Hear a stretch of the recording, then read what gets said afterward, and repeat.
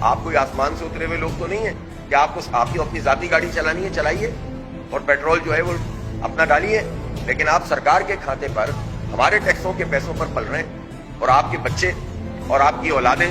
اب آپ اس میں دیکھ لیں ٹاپ بیوروکریٹ، اس میں تمام پولیٹیشین، حکومت کے نمائندے، اس میں خود اسٹیبلشمنٹ کے لوگ بھی.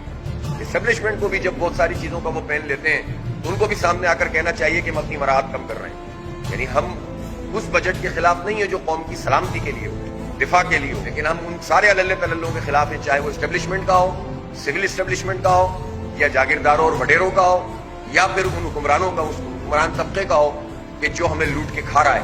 صرف اس کے اندر کٹوتی کر دیں تو آپ کو پیٹرول کی قیمت بڑھانے کی ضرورت نہیں پڑے گی. بہت بڑی اماؤنٹ ہے. آپ اعداد و شمار نکالے تو یہ روزانہ جو ہمارے ساتھ اعداد و شمار کا گورکھ دھندا کیا جاتا ہے اور ہمیں ڈرایا جاتا ہے کہ آئی ایم ایف ہم سے ناراض ہو جائے گا. ہمیں بتایا جائے کہ آئی ایم ایف کی اور کون کون سی شرطیں ہیں. اس لیے کہ باتیں سارے کرتے ہیں، جب اپوزیشن میں ہوتے ہیں تو کہتے ہیں کہ پیٹرول کی قیمت 67 روپے ہونی چاہیے، جب حکومت میں آتے ہیں تو اس کو 150 روپے پہ لے جاتے ہیں.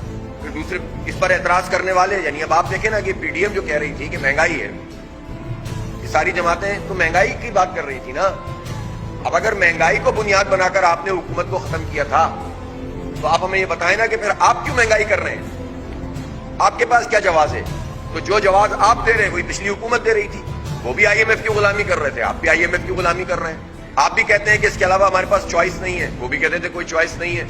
تو پھر آپ نے یہ سب پورے ملک کے اندر جو افراتفری پھیلائی ہے، جس سے انریسٹ کریٹ ہوا، جس کے نتیجے میں اس وقت ملک کا بہت بڑا مسئلہ معاشی سے زیادہ سیاسی افراتفری کا ہے، انسرٹنٹی ہے. غیر یقینی صورتحال کی وجہ سے آپ کی تمام تر چیزیں کمپرومائز ہو رہی ہیں. یہ جو آپ نے پیٹرول کی قیمت بڑھائی ہے، آپ یہ کہتے ہیں کہ ہمارے پاس کوئی چوائس نہیں ہے. آپ یہ بتائیں کہ صنعتیں کیا کریں گی، بارڈرز ان کے کیا ہوں گے جس ایکسپورٹ کے اوپر آپ بہت غرہ کرتے ہیں، ان کو کیسے میٹ کریں گے جب بجلی کی اور پیٹرول کی قیمتیں آپ بڑھا دیں گے؟ انڈسٹری کیسے چلے گی؟ گیس آپ ان کو فراہم نہیں کر رہے. اور یہ سوال تو ان تمام حکومتوں سے بنتا ہے کہ جو انرجی کرائسس ہمارے پاس موجود ہے، اس انرجی کرائسس کو ٹھیک کرنے کے لیے انہوں نے کیا کیا ہے؟ یعنی اب کتنے برس گزر گئے ہیں کہ کوئی نئی ایکسپلوریشن کر ہی نہیں رہے، نہ گیس کی نہ پیٹرول کی. اور جو بلاکس موجود ہیں جہاں پر پیٹرول اور گیس موجود ہے، ان بلاکس کے اوپر بھی کام نہیں ہو رہا. اسٹے میں چلے گئے لوگ، اور اس اسٹے کو ختم کرنے کے لیے نہ پچھلی حکومت نے کچھ کیا نہ اس حکومت نے کچھ کیا. ہم آنے والے دنوں میں انشاءاللہ آپ کو پوری تفصیلات دیں گے کہ بلوچستان میں اور ہمارے سندھ میں اور خود کیفی میں جن جن جگہوں کے اوپر ہمارے بلاکس موجود ہیں گیس کے اور پیٹرول کے، ان کو کیوں نہیں ایکسپلور کیا جا رہا، کس کے کہنے پر. اور سارے یہی کام کرتے ہیں، باتیں سب کرتے ہیں، غلامی سے آزادی کی باتیں کرتے ہیں، لیکن جب اپنی حکومت میں ہوتے ہیں تو غلامی ہی اوڑھ کر رکھتے ہیں.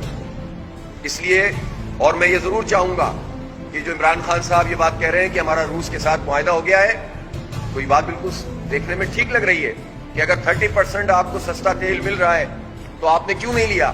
لیکن عمران خان صاحب کا اب یہ کام ہے کہ اس لیٹر کی طرح جو سائفر کیبل انہوں نے ہاتھ میں لہرایا تھا، اس معاہدے کو بھی قوم کے سامنے لے کر آئیں، تاکہ پھر یہ جو پی ڈی ایم ہے اس کو ایکسپوز کیا جا سکے پوری دنیا میں. وہ پوری قوم کو پتا چل جائے گا کہ عمران خان نے یہ تحریری معاہدہ کر لیا تھا اور اس کے بعد پی ڈی ایم نے یہ کام نہیں کیا. صرف زبانی جمع خرچ سے مسئلہ حل نہیں ہوتا، صرف سیاسی پوائنٹ اسکورنگ سے قوم کا مسئلہ حل نہیں ہوگا. اس لیے ہم یہ سمجھتے ہیں کہ اس مہنگائی کا جو عذاب مسلط کیا گیا ہے اس پر خاموش نہیں رہ سکتے. ظاہر جماعت اسلامی نے پہلے بھی، پچھلی حکومت ہو یا اس سے پچھلی حکومت ہو، میں تو کہتا ہوں حکومت بدلتی کہاں ہے؟ وہی حفیظ شیخ ہوتے ہیں، وہ پیپلز پارٹی میں ہوتے ہیں، وہی حفیظ شیخ پی ٹی آئی میں ہوتے ہیں، وہی حفیظ شیخ بیٹ باندھ کر بیٹھے ہوئے ہیں. کب بیٹنگ کے لیے ان کو بلا لیا جائے؟ آ کر بیٹھ گئے امریکہ سے. جس دن جو ہے وہ ان کی وزارت ختم ہوتی ہے اس رات کو فلائی کر کے امریکہ چلے جاتے ہیں، اور جب اسٹیبلشمنٹ کا اشارہ ہوتا ہے فلائی کر کے پاکستان آ جاتے ہیں. یہ ایک حفیظ شیخ نہیں ہے، یہ کتنے حفیظ شیخ ہیں جو جڑوں میں بیٹھے ہوئے ہیں پاکستان کی، اور ان لوگوں نے 75 سال سے برباد کر دیا ہے اس پورے نظام کو.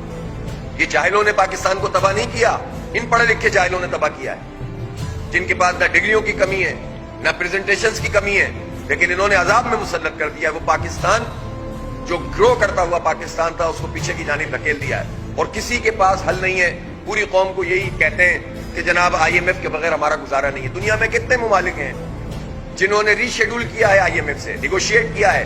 اگر قوم اور ملک اور پاکستان کے عوام لوگوں کے پیش نظر ہوں تو یہ سب نیگوشیشن ہو سکتی ہے.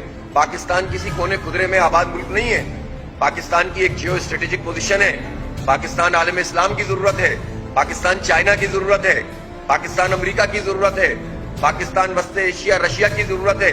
पाकिस्तान के जो ताल्लुकात हैं ईरान और तुर्की और चाइना, अगर ये ब्लॉक हम बनाते हैं तो इस ब्लॉक के नतीजे में पाकिस्तान की हैसियत जो है वो एक बहुत अहम तरीन मुल्क की हैसियत है। इन जालिमों ने पाकिस्तान को जो है वो रुस्वा किया है, इन सारी हुकूमतों ने पाकिस्तान की हैसियत को कमजोर किया है, अपनी अपनी जो है वो सियासत करते हैं और पूरी दुनिया में पाकिस्तान को बदनाम करते हैं। तो ये जिम्मेदार है इस बात के, आवाम नहीं है।